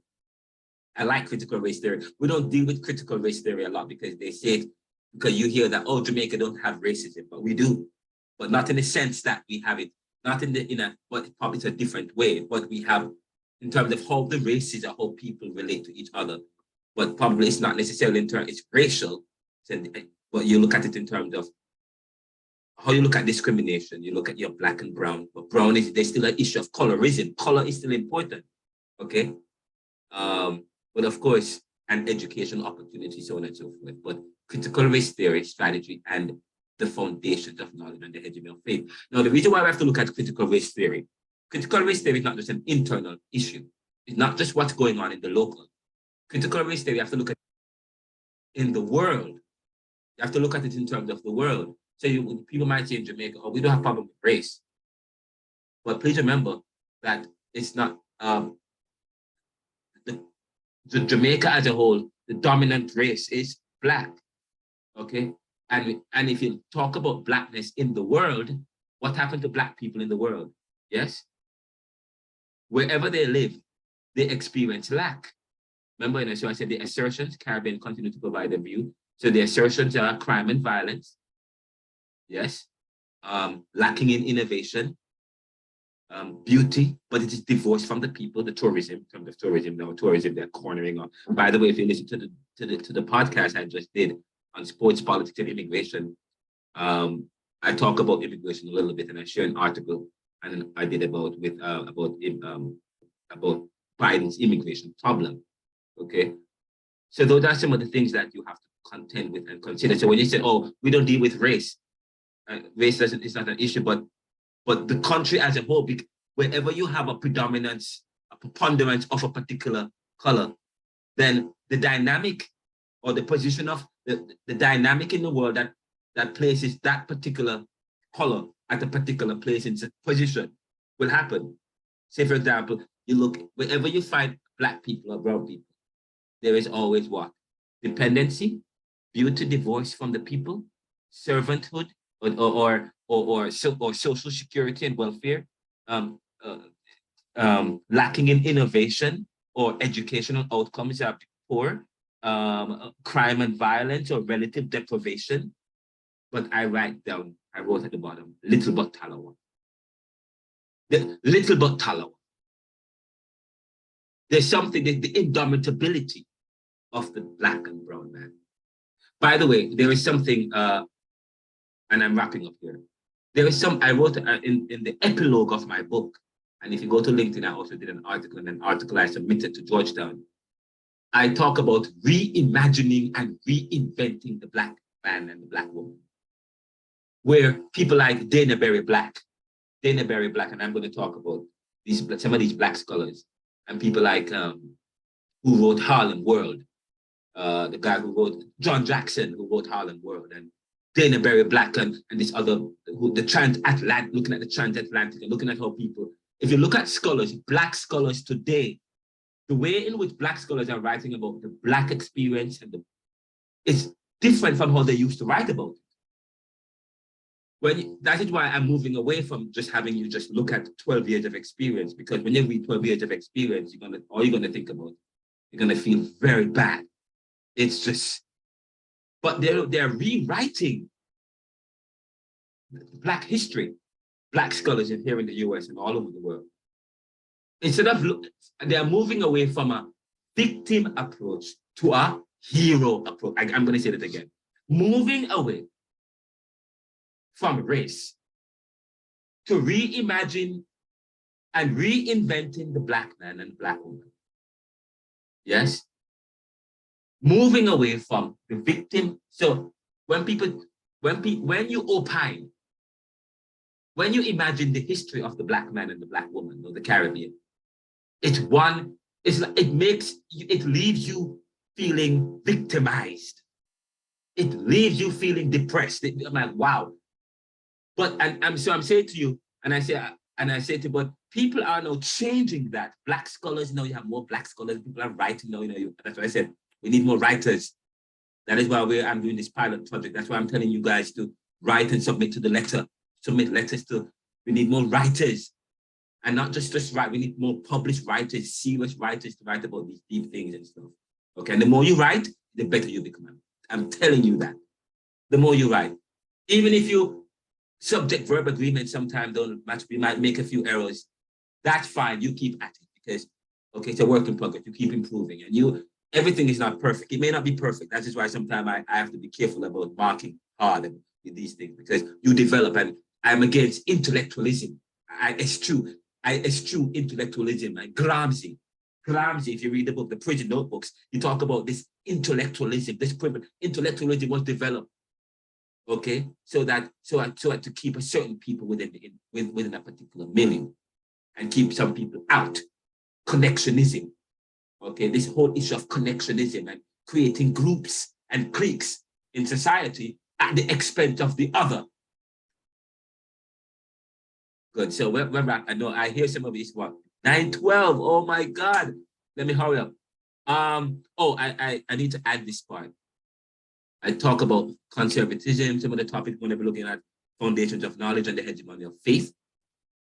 I imagine hegemony of faith. What is that about? Of course, there's hegemony in faith, as in anything. In fact, sometimes it is faith that supports hegemony, discrimination, and so on and so forth. Faith that supports that. Okay, and I talked about some time ago the franchisement of the faith. That doesn't mean that the faith, nothing sets up that people should not embrace faith, but there are people who corrupt it. The issue of corruption, economic inequality, and poverty. We're going to talk with that. You can read the thinkers. I'm just going to skip one book that we will delve into. We come next week. Is this, and it's in the course outline. This book. You don't have to buy the book. I'm going to tell you when this is. I read a lot, and I'm doing several studies, several projects I'm working on. This is how you will read. When you get a book to read at the academic level, you have a lot of reading to do. The first thing you do is you read the title. You don't have to read an entire book. I'm telling you that. That's one of the things. The first class I did was at University of Pennsylvania. Was a reading class, how to read at the collegiate level, how to read 100 books in 1 week at the collegiate level. That's the first. Okay, the first thing you do is read the front of the book, title. Then after that, you say, okay, get a sense, because sometimes the title tells you about it. If you read my book is entitled Neoliberalism, Globalization, Income Inequality, Poverty and Resistance. And even how the book is designed speak to globalization happening. If you look, I don't have a copy of my book, but the globalization, in my book, you have the American flag and the Jamaican flag. On top of the Jamaican flag is a post-industrial country. And it's eating away at the Caribbean, in a sense. And you look at this book, it's called The Wretched of the Earth. And according to Frantz Fanon, he says, today, the post-colonial man is a political creature in every sense. I can't remember. Let me see if I can remember. It's somewhere here. I can read it from. But we're going to take this is part one of the questions. The colonized man, the colonized, underdeveloped man is today a political creature in the most global sense of the term. Again, underdeveloped man is today a political creature in the most global sense of the term. That's a powerful sentence. What does he mean by that? The colonized, developed man is today a political creature. Political creature means that he is created political by a political system, yes, in the global sense of the term, looking at the global stuff. We'll talk about that some more, but so that's this book, and also Homi Bhabha. If you do Caribbean thought and the courses like this, have to know people. You have to know thinkers. Homi Bhabha is one of the thinkers you have to know. Homi Bhabha she writes The Location of Culture. You have to know about Frantz Fanon. He is the father of post-colonialism. Okay, talking about colonialism and post-colonialism from the Caribbean. He's Algerian. Algeria was colonized by France, and this guy was really good, man. You're gonna get this book, and it's on the syllabus. So I just tell you, the front of the book is important, and then all you need, and then you go to the. And by the way, I was telling you, this book, The Wretched of the Earth. Who is the wretched of the earth? I tell you, book says it all, and the entire book is about this. So I'm telling you, you don't have to do too much reading sometimes. You just need to read the most important. The front of the book, the content, from start, read the content, study the table of content, guys. Study the table of the foreword. Sometimes people just get a book and start from the introduction. Guys, learn about the author. How does he think? What ideological principles or school of thought guide him? So that then when you read him, you can understand why he make the assertions or come to a conclusion. Yes? So you want to read, not just so you, let me look at this cover, The Wretched of the Earth. By Frantz, who is Frantz Fanon? You want to read up about that guy. So when you get a book, once you can do that, you read up, you learn much about what he's writing about, then you get the gist of it. So that's what you want to do, guys. The title, and then you go to the and then you go to the, I don't know if other people are trying to join, and then you go to the content page, and after the content, the forward, or about the author or whatever, the forward. Forward is very important. Some books have preface. You read the preface. The preface is usually the opening or the abstract will be in the preface. Abstract will be in the preface. That's okay, just so you know. Or the hypothesis, the fleshing out of the hypothesis will be in the preface. And then you read the introduction, and that's it. And then the conclusion, and then the first line of every chapter, and the second line. And we'll talk about that some more, about reading. And I'm going to share with you an article that speaks to reading, collegiate reading. You're going to find that quite interesting. And I'm going to give you a reading assignment. And in the reading assignment, I am going to facilitate a particular kind of reading. I want you to read it the way that I'm asking you to read, okay? I'm going to ask you to identify certain concepts. There are certain concepts. You want to look for the concepts. You want to look for the principles. What viewpoint shapes his conclusion? What methods is he using to, okay? When you read, you ask those questions, okay? What shapes his idea? Where did he go to school? Even when you do eisegesis or exegesis, sorry. Eisegesis is different from exegesis. Exegesis is a deep internal meaning. Eisegesis, if you want to do exegesis, okay? That's very important. So that when you read, you're doing exegesis really. As theologians and so on, you know exegesis, okay? But as I said to you, you don't have to read the entire thing. But you want to get the pretext and the post-text, or reading about his life and so on. So one of the readings, one of the assignments, one of the things that we will do later on, and you will know about it. We're going to put that into perspective. By the way, all of you didn't get a chance to introduce yourself, and I am so sorry. I went on and on and on, and we were a little bit behind because of the class. So I apologize about that. And so when we come back to the next class, I'm going to give you a chance to introduce yourself some more. But I also want to use the discussion group in the online platform to reply to the comments, reply to my post, the welcome and introduction, and you introduce yourselves, create a post introducing yourselves, and what you hope to achieve, and so on and so forth. And that's very important. We want to have a dynamic and interesting conversation with the group, so what we don't get to accomplish here. I want to say that the goals and learning outcomes for this course, I guess we can finish looking at that. You have an understanding of the outline of Caribbean history from slavery to colonial period.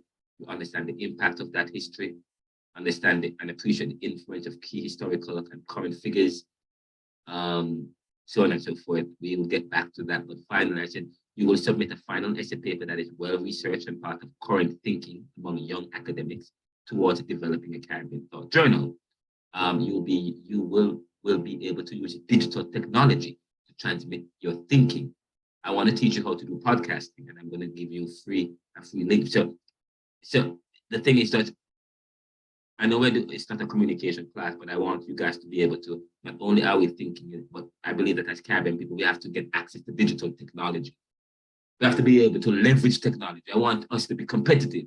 I want to teach you everything that, so I get to a point where we can not just think, but we can facilitate, create opportunities to have debates, platforms where we can share our thinking and our ideas, and learn how to use technology to broadcast our ideas and our conversations and so on and so forth.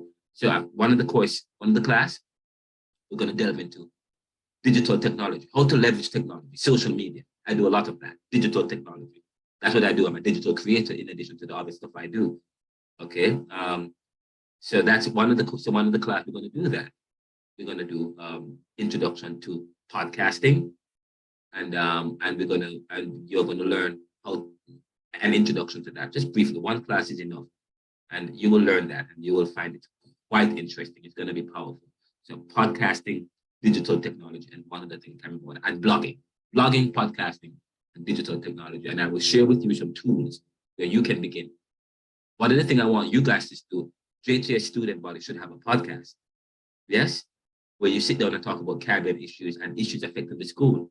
The beauty about podcasting is that the podcast I started in July of 2021 is a top ranked podcast. It's heard in 25 different countries, and it's in the top 5 in the world. And I use it as a platform to promote my work and so on. It has done great. It's doing very well. It's amazing. It transforms you, especially when you starting to do your own thing. And we will talk about that some more. But this class, I want to leave you with skills when you leave this class. Okay, not just thinkers, but how to create your thinking and promote it. Okay, and not only that, you will have, when you're finished, you will have the phone numbers and contact information for the guests who will be coming to the class. Okay, when you leave this class, you will leave this class better than you came. When you leave this class, you will leave, and that I thought about, you will get skills to do the critical thinking, to tell your story, because I said student learning outcomes. The student on completion of the course will be able to develop their critical thinking and tell their own story.